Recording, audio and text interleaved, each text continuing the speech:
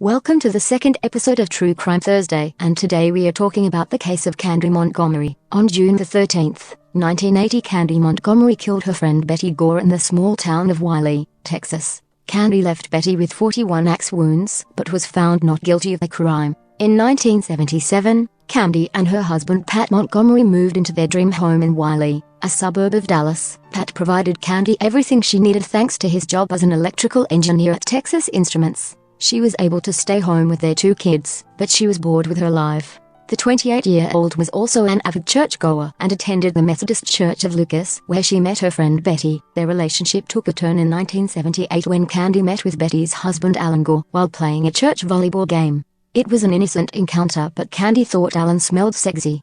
She had been talking to her friends about having an affair to shake up her boring and sexually frustrating life with her husband. After bumping into Alan, she started to fantasize about him. Candy soon realized Alan was subtly flirting with her. She came onto him a few weeks after they met. One day she slipped into the passenger side of his car after church choir practice and told him that she was attracted to him. Then she got out.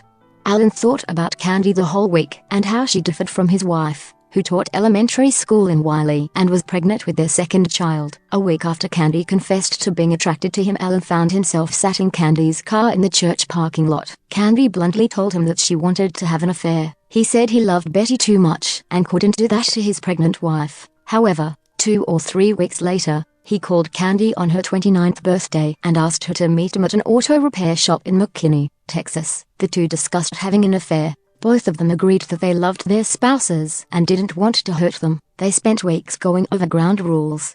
If either of them started showing feelings, they would stop seeing each other. Candy and Alan started their affair on December the 12th, 1978. They continued their affair for months, meeting at the Common Motel every other week. While Candy felt guilty, she never felt uncomfortable around Betty. Alan and Betty welcomed their baby girl Bethany in July 1979, while he continued his affair with Candy. He also started feeling guilty leaving Betty home with their daughters. Despite their rule that there would be no emotional attachment, Candy would tell Alan that she loved him.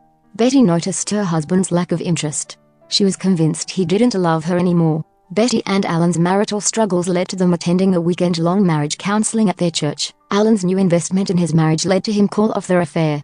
On Friday, June the 13th, 1980, Alan was away on a business trip. Knowing that Betty hated to be alone, he got worried when she wasn't answering the phone. He asked his neighbor to knock on the front door to see if Betty was home. When she didn't answer, he called Candy to see if she had heard from his wife. Candy, who had their daughter Elisa over, told him that nothing was wrong. She said she last saw Betty when she was picking up Elisa's swimsuit and she was fine. Alan made more phone calls and learned that the lights in his house were on and both cars were in the driveway, but Betty wasn't answering the door. Neighbors entered the home several hours after he first suspected something was wrong. The search team found the Gore's infant daughter in her crib and Betty's body in the utility room. She was so bloody that they thought she had been shot. After hearing of his wife's death, Alan went to the Montgomerys' home to tell them the devastating news and asked them to continue to watch Elisa for him. An investigation led the police to realize Betty had been killed by an axe. They also found a bloody footprint at the crime scene. The discovery prompted Candy to destroy her summer sandals with a pair of garden shears. As the last person to see Betty alive was Candy, making her the main suspect in the murder,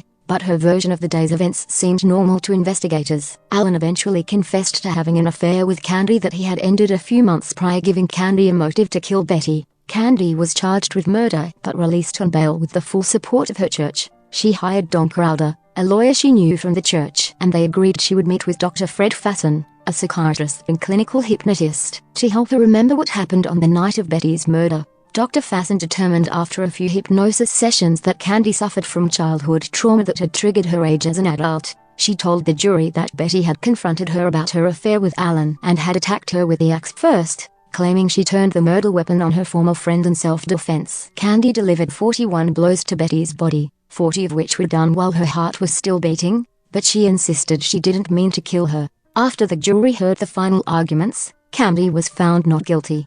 The Montgomerys stayed together after the trial and moved to Georgia, but they later divorced. Do you think Candy acted in self-defense, or was she jealous of Betty? Comment what you think. Thank you so much for watching this video. Check the description for a full deep dive, my socials, and the music I used. Stay safe and see you next Thursday.